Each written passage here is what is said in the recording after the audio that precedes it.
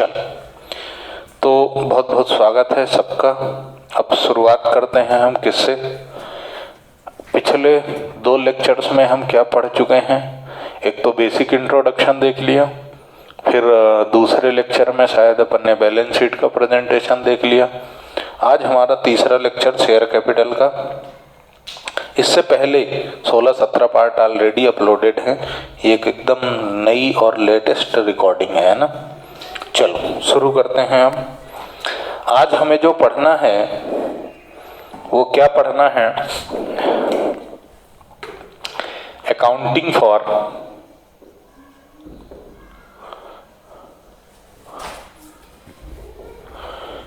For issue of shares. Accounting for issue of shares, ये हमको पढ़ना है। देखो, अब इसमें तुमको मैंने ये तो बता दिया इशू का क्या मतलब है। इशू का मतलब ये है कि कंपनी ने शेयर पब्लिक को ऑफर किए, जिसको आईपीओ बोला जाता है, इनिशियल पब्लिक ऑफर। देखो, कंपनी को क्या चाहिए, कैपिटल। कंपनी को क्या चाहिए, कैपिटल चाहिए। वो कैपिटल की रिक्वायरमेंट कैसे पूरा करती है, वो शेयर्स इशू करके।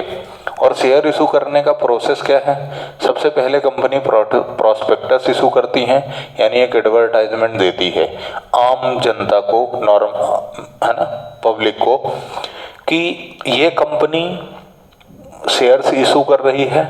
आप लोग यदि खरीदना चाहते हैं कंपनी के शेयर तो कंपनी को अप्लाई कर सकते हैं।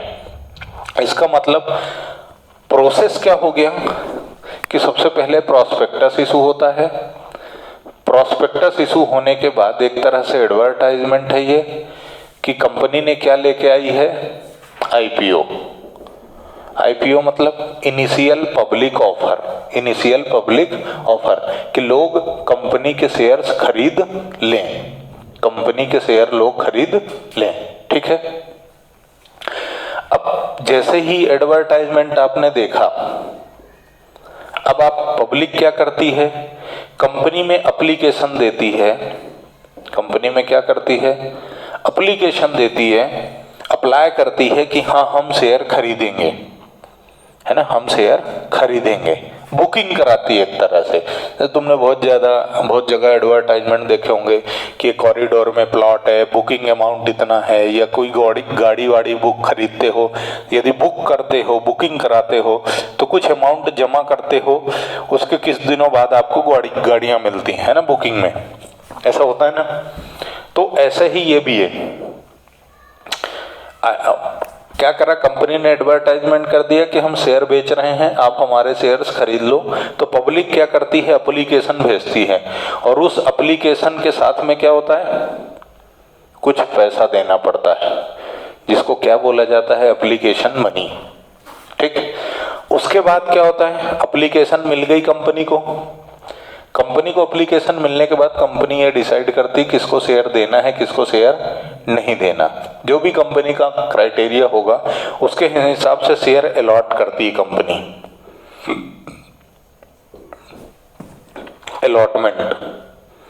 अलॉटमेंट होता है, और इस अलॉटमेंट के टाइम पर भी थोड़ा पैसा पब्लिक को देना पड़ता है। उसके बाद फिर एक इंस्टॉलमेंट यहाँ ले लेती है कंपनी, एक इंस्टॉलमेंट यहाँ ले लेती है। उसके बाद भी यदि जरूरत पड़ती है तो कुछ पैसा फोन करके कॉल पर भी ले लेती है। कहलाता क्या है कंपनी का इशू होना, आईपीओ, इनिशियल पब्लिक ऑफर कहलाता है। ठीक है।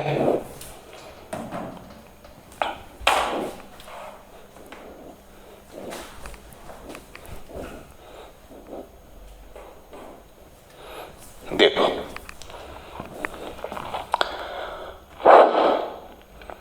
तो issue of shares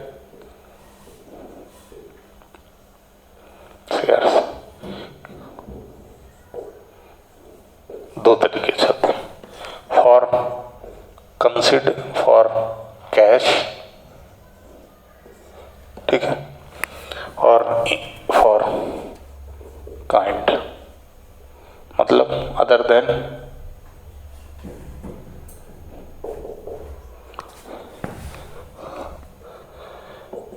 in cash और in kind other than cash, ठीक है, फॉर कैश और अदर देन कैश यानी काइंड। यहां पर क्या होगा, कंपनी शेयर देगी और उससे पैसा लेगी। यहां पर क्या होगा, कंपनी कोई फिक्स्ड एसेट्स परचेस कर लेगी और उसके बदले कंपनी के पास पैसा तो है नहीं तो शेयर दे देगी। यहां पर क्या होगा, काइंड का मतलब क्या है कि कंपनी ने किसी भी पर्सन से कोई फिक्स्ड एसेट्स खरीद ली और उसके बदले पेमेंट के रूप में क्या दे दिए, शेयर्स दे दिए, ठीक है। अभी हम शुरुआत इससे करेंगे, कैश से। कैश में दो चीजें हैं, दो चीजें क्या हैं, मतलब शेयर दो तरीके से इशू होता है, कैश में और काइंड में। कैश का मतलब नगद और काइंड का मतलब एसेट्स लिया और शेयर दे दिए। यहां पर क्या है कि लमसम पेमेंट, लमसम पेमेंट मतलब एक साथ पूरा पैसा मिल गया, या फिर इंस्टॉलमेंट, या फिर इंस्टॉलमेंट।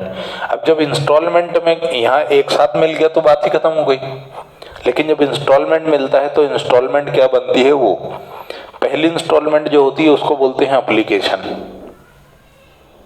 मनी, ठीक है। जो दूसरी इंस्टॉलमेंट बनती है उसको बोलते हैं अलॉटमेंट मनी, ठीक है। फिर जो तीसरी इंस्टॉलमेंट बनती है उसको बोला जाता है कॉल मनी।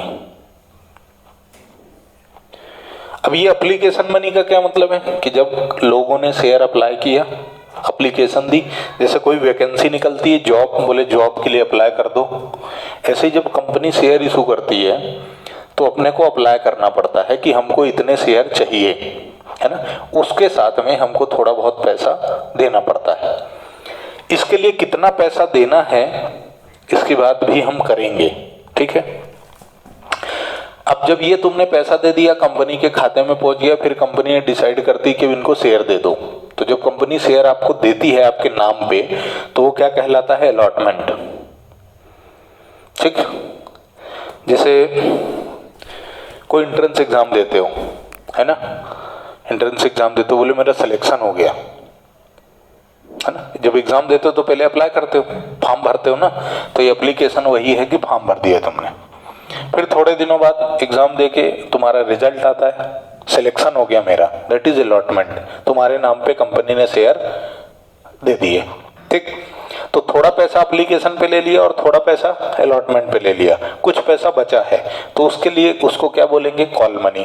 कॉल मनी कैसे हो सकती है, तो कॉल मनी एक पहली बार भी हो सकती है, फर्स्ट कॉल भी हो सकता है, सेकंड कॉल भी हो सकता है, थर्ड कॉल भी हो सकता है। कंपनी जितने चाहे उतने कॉल में पैसा ले सकती है। भाई इंस्टॉलमेंट है ना, किस्तों में, पहले उसने रस कहा, फिर गुल कहा, फिर ले कहा, इस तरह जालिम ने रसगुल्ले के टुकड़े टुकड़े कर दिए। तो कितने भी टुकड़े हो सकते हैं। भाई कंपनी को मान लो 10 रुपए लेना है तो चाहे तो एक बार में ले ले लमसम, चाहे तो 10 बार में ले ले, 1-1 रुपया हर बार करके, चाहे तो 5 रुपए पहले ले ले फिर 1-1 रुपया करके 5 बार में ले, तो 6 इंस्टॉलमेंट हो जाएगी। तो इंस्टॉलमेंट कितनी बनानी है ये कंपनी पे डिपेंड करता है। हाँ, इंस्टॉलमेंट के नाम क्या होंगे तो वो फिक्स है, पहली एप्लीकेशन, दूसरी अलॉटमेंट, तीसरी कॉल। अच्छा, कॉल में यदि 3 से ज्यादा होता है तो फिर क्या बोलोगे, पहला कॉल, दूसरा कॉल, तीसरा कॉल, चौथा, पांचवा, आखिरी वाले को क्या बोलोगे, फाइनल कॉल। डन। मतलब सर 3 कॉल है तो first call, second call, final call, third and final call. Call का मतलब वही है, इंस्टॉलमेंट का नाम है, सिंपल। कॉल का कोई मतलब नहीं है, सिंपली बोलो तो फोन लगा के कंपनी पैसा मांग रही है। ठीक है, बराबर। अब तो जो भी है, ठीक है, क्या नोट कर लिया होगा। लमसम मतलब एक साथ पूरा पैसा आ गया, ठीक। चलिए हटा दूं।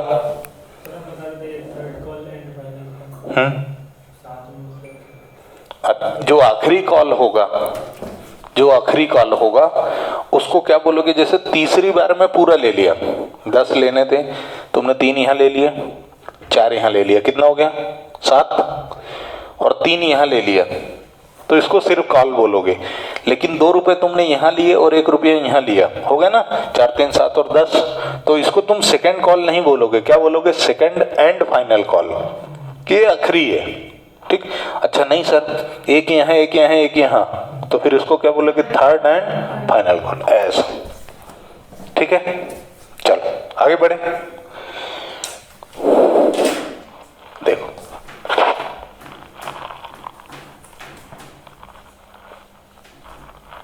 किसी कोई डाउट है क्या? कोई डाउट है? आगे बढ़े। देखो अब है terms of issue, terms of issue of shares. Terms of issue of shares तो दो तरीके से इशू होता है शेयर। एक होता है एट पार, दूसरा होता है एट प्रीमियम, जो हमारे सिलेबस में है। ये दो चीजें हैं, होता तो तीसरा भी है एट डिस्काउंट, जो हमारे सिलेबस से 2018 से हटा दिया गया है। 2018 तक था, उसके बाद हटा दिया। ठीक है, एट पार, प्रीमियम और डिस्काउंट। ठीक, आज जो नहीं आए हैं ना, उन नालायकों की वजह से मेरे को आज की मेहनत पूरी बेकार जाएगी मेरी। जब भी मैं सवाल करूंगा ना, तो चलो जो भी है, पार, प्रीमियम और डिस्काउंट, इसका मतलब समझो। पार का क्या मतलब है?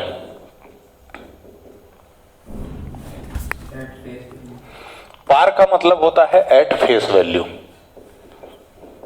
और फेस वैल्यू मतलब जो नॉमिनल प्राइस रखोगे तुम एक शेयर का। जैसे ये है तमंचा, है ना, अपने लिए कैलकुलेटर नहीं है, तमंचा, ये तमंचे पे डिस्को, थोड़ा और खिसको, देखो तो ये इस पर मान लो कि प्राइस लिखी रहती है, या ये नहीं है तो ये जैसे अपनी एक मान लो ये जनरल नॉलेज की बुक है, इस पर प्राइस लिखी रहती है, 250 रुपये लिखी हुई है, तो ये क्या है? इसकी फेस वैल्यू है, ये नॉमिनल प्राइस है। तो इसी जितना इस पे लिखा है, यदि उतने में बेच दिया तो वो क्या है? पार, फेस वैल्यू पे।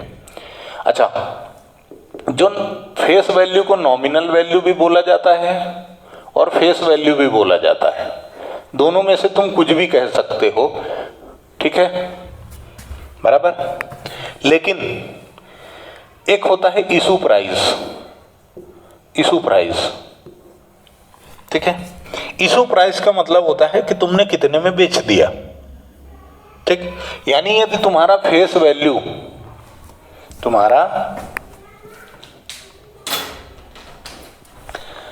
फेस वैल्यू बराबर है इशू प्राइस के, तो वो क्या कहलाता है? At par.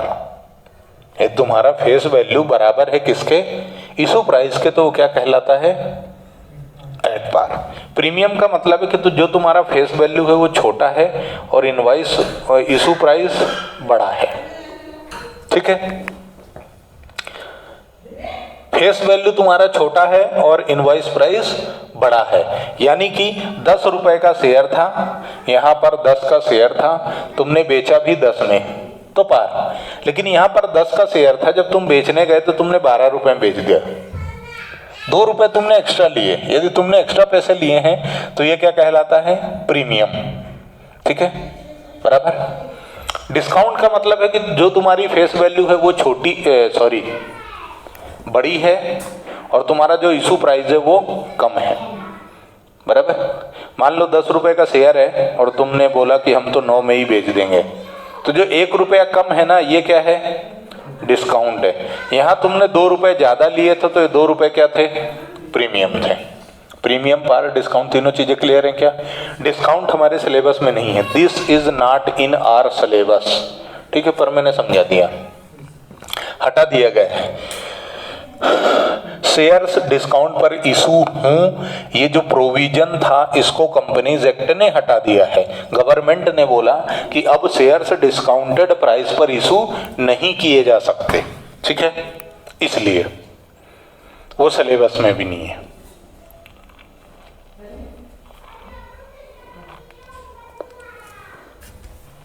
डन, आगे बढ़े, यानी हमको दो चीजें पढ़नी है, issue of share at par, issue of share at premium. ठीक, बराबर। अच्छा, शेयर कैश में इशू होगा, कैश में इशू होगा। पेमेंट लेने के दो तरीके, एक साथ लमसम, इंस्टॉलमेंट। तो लमसम होगा तो भी ये दोनों चीजें होंगी कि एट पार और एट प्रीमियम, इंस्टॉलमेंट होगा तो भी एट पार और एट प्रीमियम। फिर काइंड में तुम इशू करोगे शेयर तो भी एट पार और एट प्रीमियम होगा।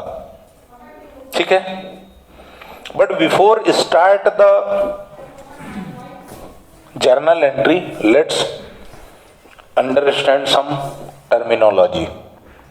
कुछ टर्मिनोलॉजी हम समझने की कोशिश करते हैं आगे की क्लास में बढ़ने से पहले। तुम्हें पार प्रीमियम डिस्काउंट क्लियर है? एनी टाइप ऑफ समस्या? नो समस्या एट ऑल? चलो, नो दिक्कत भजन।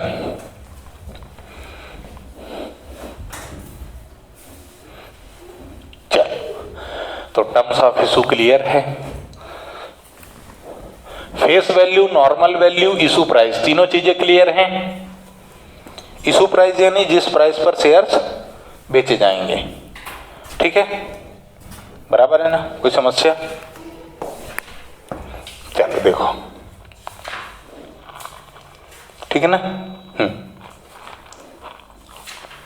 अब आगे देखते हैं। तो अब तुम कुछ चीजें समझ लो आगे बढ़ने से पहले। पहला है सब्सक्रिप्शन। सब्सक्रिप्शन का मतलब इस चैप्टर के लिए क्या है? इस चैप्टर का सब्सक्रिप्शन के लिए मतलब है पब्लिक रेडी, एकदम सिंपल शब्दों में ना, सारे बंधन तोड़ के एकदम साधारण शब्दों में समझो। Public ready to buy issued shares of company. यदि कंपनी ने जो शेयर इशू किए हैं वो शेयर लोग खरीदने के लिए तैयार हैं तो उसको क्या बोला गया? सब्सक्रिप्शन। यानी कंपनी ने शेयर इशू किए और लोगों ने उसके लिए अप्लाई कर दिया, है ना? पब्लिक अप्लाइड, पब्लिक अप्लाइड, तो वो क्या है? सब्सक्रिप्शन है। अच्छा, मेरे को ये बताऊं कि जब इनिशियल पब्लिक ऑफर आएगा, नॉर्मल पब्लिक को शेयर इशू होगा तो क्या होगा? नॉर्मल पब्लिक को शेयर इशू होगा तो एडवर्टाइजमेंट दे दिया कंपनी ने, पेपर में छाप दिया कि हम इनिशियल पब्लिक ऑफर लेके आ रहे हैं, कंपनी इतने शेयर, इतने रुपए का एक शेयर बेचना चाहती है ना? अप्लाई करोगे। किसको मालूम कौन ने कितने के लिए अप्लाई किया? क्या ये मालूम है कि किस बंदे ने कितने के लिए अप्लाई किया? नहीं मालूम ना। तो सब्सक्रिप्शन के भी टाइप होते हैं और बहुत इंपॉर्टेंट है, अच्छे से देखना, जर्नल एंट्री में बहुत काम आएगा। आज जो नहीं आए हैं ना, उनको ये खामियाजा भुगतना पड़ेगा। मतलब यूं समझो कि उनका चैप्टर हाथ से गया, 30% तो गया। अब देखो, होता है full subscription. Full subscription, full subscription मतलब कंपनी ने शेयर जितने इशू किए, issued number of issued shares is equal to number of applied shares by public.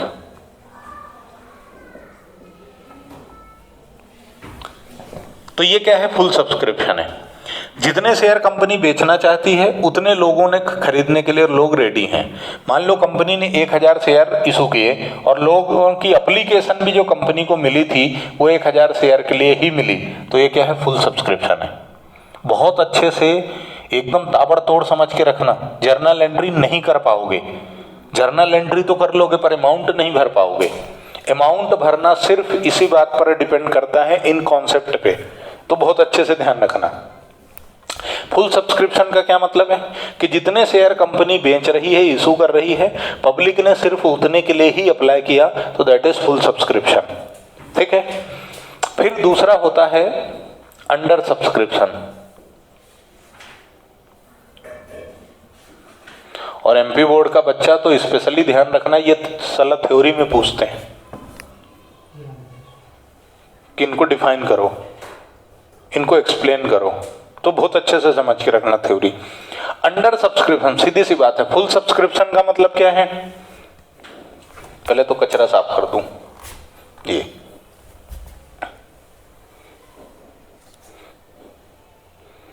ठीक है। फुल सब्सक्रिप्शन का मैंने उधर लिख दिया, तो अब अंडर सब्सक्रिप्शन का इधर देखो। अंडर सब्सक्रिप्शन का क्या मतलब है? Number of issued share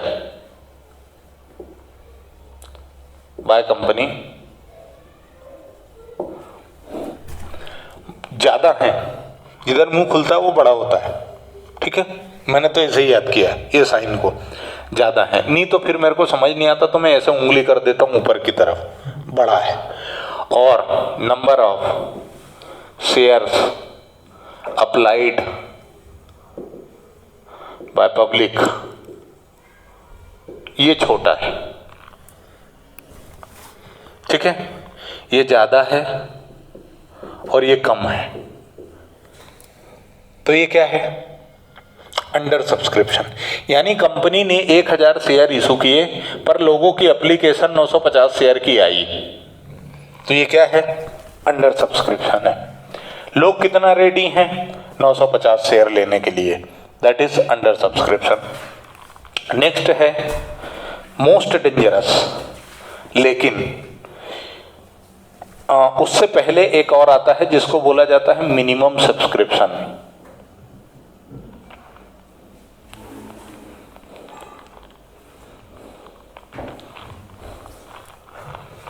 minimum subscription बहुत अच्छे से याद रखना, ऑब्जेक्टिव में मिल ही जाता है ये। मिनिमम सब्सक्रिप्शन ऑब्जेक्टिव में मिल ही जाता है, तो ध्यान रखना। कंपनीज एक्ट में इसकी रिक्वायरमेंट दी गई है। देखो क्या होता है कि फर्जीवाड़ा ना हो, डिफॉल्ट ना हो। कोई भी कंपनी में जब शेयर इशू होता है तो पैसा किसका लगता है? पब्लिक का। और पब्लिक की सुरक्षा करना गवर्नमेंट का जिम्मेदारी है। ये गवर्नमेंट की जिम्मेदारी है कि पब्लिक के साथ धोखाधड़ी ना हो, उसके पैसे कहीं ऐसी जगह ना जाए जो कोई लेके भाग जाए, है ना। तो इस बात को ध्यान में रखते हुए कुछ एक्सपीरियंसेस ऐसे होंगे कि गवर्नमेंट को ये डिसीजन लेना पड़ा होगा। समझो कोई तुमने कंपनी खोली, है ना, बोगस, मतलब फर्जीवाड़ा तुमने कर लिया, शेयर इशू कर दिए, पैसा आ गया, तुम निकल लिए, भाग गए तुम, कौन क्या कर लेगा? ऐसे एक्सपीरियंसेस रहे होंगे। या फिर तुमने उसका गलत तरीके से इस्तेमाल किया होगा, है ना। अब ये मालूम तो बहुत दिनों बाद पड़ता है कि क्या हो गया, है ना, क्योंकि हम टेक्निकली या इतना एडवांस नहीं थे, अंडर डेवलप्ड कंट्रीज थे हम लोग। तो क्या होता था कि जैसे सब्सक्रिप्शन तो हो गया, फुल तो कोई दिक्कत नहीं है, लेकिन जब अंडर सब्सक्रिप्शन में यदि तुमने शेयर इशू कर दिए और तुम्हारी जो कैपिटल रिक्वायरमेंट थी वो पूरी नहीं हुई, सीधी सी बात है ना यार, तुमको जितना पैसा चाहिए था उतना नहीं मिला, तो तुम क्या अच्छे से बिजनेस कर पाओगे? बिजनेस अच्छे से नहीं चलेगा ना फिर। तो अंडर सब्सक्रिप्शन के केस में बोल दिया सरकार ने, यानी कंपनीज एक्ट में ये लिख दिया है कि दादा तुमको मिनिमम सब्सक्रिप्शन का क्राइटेरिया पूरा करना पड़ेगा। तुमको क्या करना पड़ेगा? मिनिमम सब्सक्रिप्शन का क्राइटेरिया पूरा करना पड़ेगा, तो तुम कंपनी शेयर इशू कर सकती है, अदरवाइज कंपनी शेयर इशू नहीं कर सकती। अब मिनिमम सब्सक्रिप्शन के लिए उन्होंने बोला है कि एट लीस्ट 90% शेयर क्या होना चाहिए? सब्सक्राइब होना चाहिए, तो कंपनी शेयर इशू कर सकती है, अदरवाइज कंपनी शेयर इशू नहीं कर सकती। मतलब कहने का यह है कि कंपनी ने मान लो इशू किए 1000 शेयर, ठीक है, 1000 शेयर कंपनी ने इशू किए, तो उसके पास जो एप्लीकेशन रिसीव होना चाहिए ना, वो कम से कम कितने की होना चाहिए? 900 शेयर की। यदि 900 शेयर का एप्लीकेशन मनी बैंक अकाउंट में आ जाएगा कंपनी के, अच्छा, कंपनी के पास एप्लीकेशन मनी आना शुरू हुई, है ना। कंपनी के पास जब एप्लीकेशन मनी आना शुरू होती तो कंपनी उसको तब तक विड्रॉ नहीं कर सकती बैंक से। जब कंपनी शेयर इशू करती है तो उसको एक बैंक अकाउंट खुलवाना पड़ता है, जिस अकाउंट में वो पूरा पैसा आता है। कैश में 1 रुपया नहीं आता। पूरा टोटल यदि आपको शेयर खरीदने हैं तो आपको कंपनी के बैंक खाते में ही पैसे जमा करने हैं, ठीक है। तो आपने जब जमा किया बैंक से, तो जब तक 90% शेयर सब्सक्राइब नहीं होगा, मिनिमम सब्सक्रिप्शन का क्राइटेरिया नहीं होगा, तब तक कंपनी पैसे विड्रॉ नहीं कर सकती और शेयर अलॉट नहीं कर सकती। अच्छा सिला दिया यार सर ये तो मान लो सर किसी का मिनिमम सब्सक्रिप्शन हो ही ना, तो फिर सुनो ना। तो कंपनीज एक्ट ने ये बाउंडेशन डाल दी 2013, पहले से ही है 2013 क्या, इससे पहले 1956 था, उसमें भी ये बाउंडेशन थी। क्या थी कि जिस दिन कंपनी ने एडवर्टाइजमेंट किया, जिस दिन कंपनी ने एडवर्टाइजमेंट किया यानी प्रॉस्पेक्टस इशू किया, जैसे शादी से पहले कुंडली मिलाते हो ना, कुंडली में सारी जानकारी होती है, ऐसे ही कंपनी को शेयर इशू करने से पहले प्रॉस्पेक्टस इशू करना पड़ता है ना। प्रॉस्पेक्टस में कंपनी की अच्छाई बुराई दोनों लिखनी पड़ती है।